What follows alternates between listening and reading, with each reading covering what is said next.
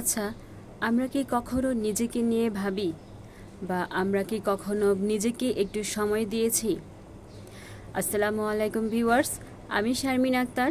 প্রতিদিনের মতো আরও একটি নতুন ব্লগ নিয়ে হাজির হলাম আপনাদের সাথে। কেমন আছেন সবাই? আলহামদুলিল্লাহ, আমি ভালো আছি। আমাদের কাছে পৃথিবীর সব কিছুর জন্য সময় আছে। আমাদের কাছে আড্ডা দেওয়ার সময় আছে, রাজনীতি করার সময় আছে, কাজ করার সময় আছে। আমরা ঘন্টার পর ঘন্টা মোবাইল দেখি। আমাদের মনে হয় যে না, এটা মনে হয় আমরা নিজেকে সময় দিচ্ছি। আসলে মোবাইল দেখা কিন্তু সময় দেওয়া নয়। ঘন্টার পর ঘন্টা আমরা গেমস খেলতেছি, এটাও কিন্তু আমরা নিজেকে সময় দিচ্ছি না। আমাদের কি মনে হয় না যে আমরা ছোটবেলায় ভালো ছিলাম? কোনো টেনশন ছিল না, কোনো কাজ ছিল না, খেলাধুলা, লেখাপড়া, কোনো চিন্তা ভাবনা করার মতো কিছুই ছিল না। কিন্তু দেখেন এখন আমাদের সময়গুলো কিভাবে যাচ্ছে। সকাল থেকে শুরু হয় আমাদের কাজকর্ম, বাচ্চাকে স্কুলে নিয়ে যাও, তারপরে আবার নিয়ে আসো, ঘর গুছাও, ওদের জামা কাপড় ধোয়াধুয়ি করো, রান্না বান্না করো, স্বামীর সেবা করো, বাচ্চাদেরকে সন্ধ্যা হইলে লেখাপড়া করাও। কিন্তু আমরা কি নিজেদের কোনো যত্ন নিচ্ছি বা আমরা কি নিজেদের নিয়ে একটু চিন্তা করছি? একটু ভেবে বলেন তো যে সর্বশেষ আমরা কবে নিজেকে সময় দিয়েছি, একা একা বসে একটু কথা বলেছি নিজের সাথে। আমার কি ভালো লাগা, আমার কি খারাপ লাগা, সেটা কি আমরা কখনো চিন্তা ভাবনা করছি? কখনোই করি না। বিয়ের পর থেকে আমার মনে হয় না যে আমার যেটা ভালো লাগবে বা আমার এই জিনিসটা প্রয়োজন, সেটা অন্য কাউকে আমরা কখনোই প্রকাশ করি না। খুব অল্প সংখ্যক মেয়ে আছে যারা প্রকাশ করে, কিন্তু আমরা অনেকেই আছি যারা নাকি না মনের ভিতরে অনেক কিছু চাপিয়ে রাখি। নিজের প্রতি ভালোবাসা তৈরি করার মাধ্যমে আপনি নিজের দুঃখগুলো থেকে বের হয়ে আসতে পারেন। নিজের মূল্য বুঝতে শেখেন, পৃথিবীও আপনাকে ভালোবাসবে। আমরা অনেক সময় যে কোনো ঘটনায় আবেগপ্রবণ হয়ে যাই, কিন্তু জীবনে ভালো থাকতে চাইলে নিজেকে ভালোবাসতে শিখুন, আবেগ নিয়ন্ত্রণ করুন, আত্মনির্ভরশীল থাকুন। কাউকে নিজের চেয়ে বেশি বিশ্বাস করতে যাবেন না, নিজের চেয়ে বেশি কাউকে গুরুত্ব দিবেন না। তাহলে দেখবেন দিন শেষে আপনিই খারাপ হয়ে গিয়েছেন যদি আপনি অন্য কাউকে বেশি বিশ্বাস করেন। আপনাকে অনেকেই বলবে যে আপনার নাক বোঁচা, আপনার গায়ের রং কালো, আপনার কোনো গুণ নেই। আসলে এসব লোকদের কথা একদমই কানে দিবেন না। আপনি আপনার মতো সৌন্দর্য নিয়ে থাকবেন। আপনি যেমনই হোক না কেন, সৃষ্টিকর্তাই আপনাকে বানিয়েছে। তাই যে মহান সৃষ্টিকর্তা আমাদেরকে এভাবে সুন্দর করে বানিয়েছে, অন্যদের কথা শুনে কেন আমরা মন খারাপ করব? আসলে এই কথাগুলো আমি আমার বাস্তব অভিজ্ঞতা থেকে বলছি। আমার যখন বিয়ে হয়েছে তখন আমি একদম শুকনো ছিলাম। তো আমাকে কিছু কিছু মানুষ এসব কথা বলতো, বা বিয়ের আগেও একদম শুকনা ছিলাম তখনও বলতো যে আমার নাক বোঁচা, আমি শুকনো, এগুলো বলতো। তো আমি কখনোই এগুলো কান দিইনি, কারণ আমি জানি যে আমি কতটুকু সুন্দর।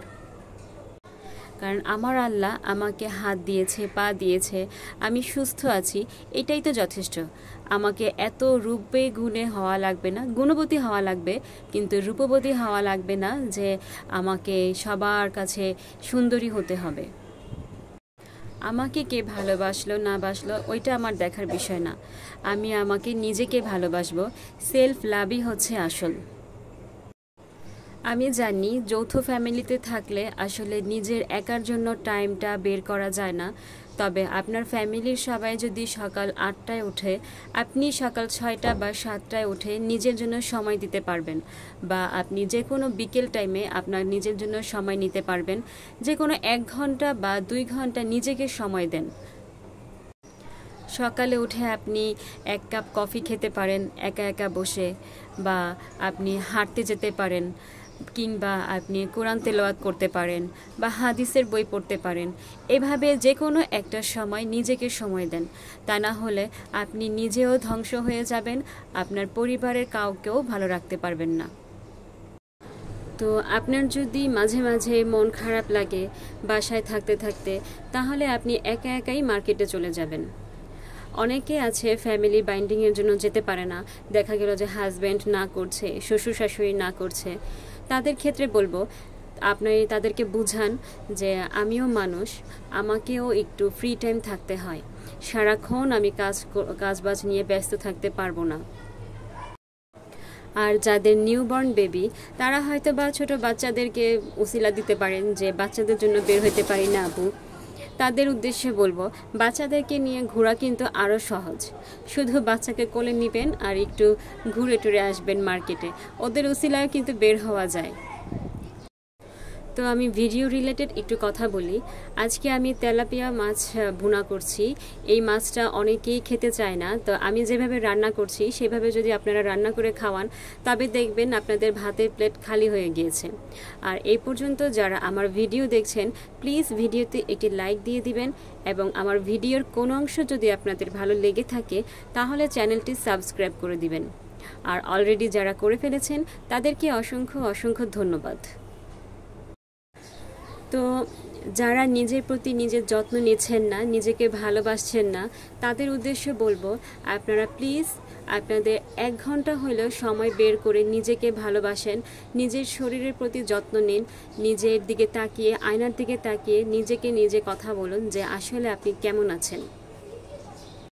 তাহলে দেখবেন আপনার মতো সুখী আর কেউ নেই। অন্যকে ভালোবাসার আগে নিজেকে ভালোবাসতে শিখুন, নিজের যত্ন নিতে শিখুন। আর আমাদের সমাজে এমন কিছু মানুষ আছে যাদের কাজই হচ্ছে অন্যকে হেয় করা। আপনাকে বলবে আপনি এরকম, আপনার সমস্যা আছে, আপনি কাজ পারেন না, আপনার গায়ের রং কালো, আপনার হাঁটা বাঁকা, এগুলো বলবেই। এগুলো কানে দিবেন না। আসলেই এগুলো কানে দিলে আপনি কখনোই মন ভালো করতে পারবেন না। তো যাই হোক, আমার কথাগুলো যদি আপনাদের ভালো লাগে তাহলে অবশ্যই আমার কথাগুলো মেনে চলবেন, নিজেকে ভালোবাসবেন। আর আজকে আমি রায়ানকে নিয়ে একটু সন্ধ্যার সময় বের হয়েছিলাম, ও সাইকেল চালাইছে। তারপর আমি গেছিলাম আমার কাজিনদের বাসায়, ওদের বাসায় গিয়ে একটু 1 কাপ চা খেয়ে আসছি মাইন্ড ফ্রেশের জন্য। আর রং চা কিন্তু অনেক মাইন্ড ফ্রেশ করে। তারপর বাসায় চলে আসছি। বাসায় চলে আসার পরে আমিও একটু একাকিত্বভাবে বই পড়ছিলাম।